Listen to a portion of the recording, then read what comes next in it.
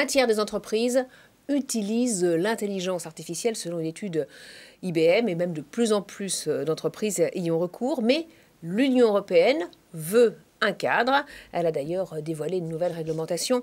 On en parle avec vous, Jérémy Bensoussan. Vous êtes avocat au barreau de Paris. Vous êtes chez Lexing, Alain Bensoussan, avocat. Donc l'Europe qui veut réguler l'intelligence artificielle. Alors quelle est la démarche? Elle veut une intelligence artificielle plus sûre, plus éthique? Oui, absolument. C'est un projet ambitieux de régulation de l'intelligence artificielle qui vient finalement tirer les conséquences d'un certain nombre d'études préalables qui ont été faites, éthiques, avec des experts, avec des parties prenantes de la société civile également, pour essayer de créer un cadre effectivement éthique, serein, créer de la confiance dans l'adoption de ces technologies-là, et puis donner aussi de la visibilité aux entreprises et aux acteurs économiques qui souhaitent investir, déployer sereinement ces technologies pour d'autres entreprises, mais également pour les consommateurs. Alors, est-ce que ce projet de loi interdit certains usages?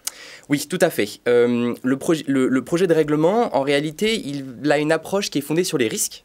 Et certaines pratiques, certaines technologies ont été considérées comme devant être bannies de l'espace européen.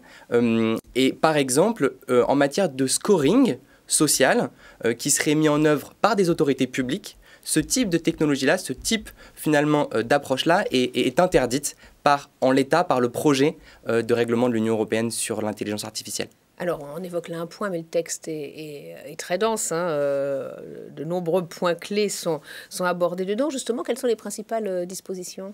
Oui, alors c'est un texte effectivement qui est très dense et qui a la particularité finalement de couvrir un champ très large en matière d'intelligence artificielle, à la fois on va dire les techniques probabilistes de machine learning, mais aussi les techniques plus classiques, déterministes, et puis le statistique également.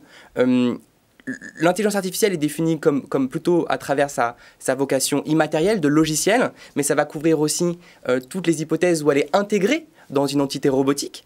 Et selon les cas de figure, selon les cas de déploiement, notamment en matière de mobilité, en matière de médecine, plus finalement l'usage est considéré comme étant un risque, plus les obligations associées vont être lourdes, à la fois en matière de réduction des biais, d'études finalement, on va dire, sur les données d'apprentissage pour être sûr qu'elles sont de qualité, et puis en matière de déploiement aussi, un certain nombre d'obligations.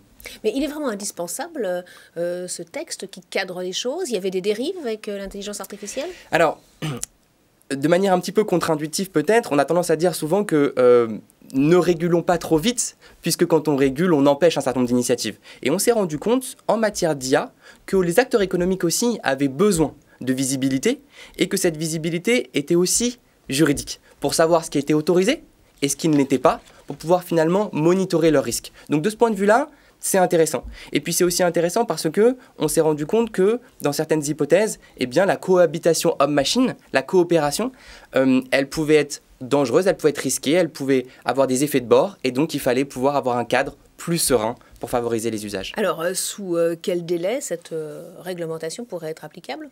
Alors, on est dans une phase de projet. Il va y avoir une discussion, il va y avoir des votes au sein des institutions européennes. Et puis, quand le texte sera voté et sera stabilisé, il y aura finalement une sorte de délai de grâce, probablement de 2 ans, au cours duquel chacun pourra prendre connaissance du texte et puis, in fine, se mettre en conformité avec lui. Merci beaucoup, Jérémy Bensoussan, d'être venu sur le plateau de Smartlex pour ces explications sur l'intelligence artificielle et ce nouveau projet de loi européen. Merci à vous. On poursuit avec un nouvel invité.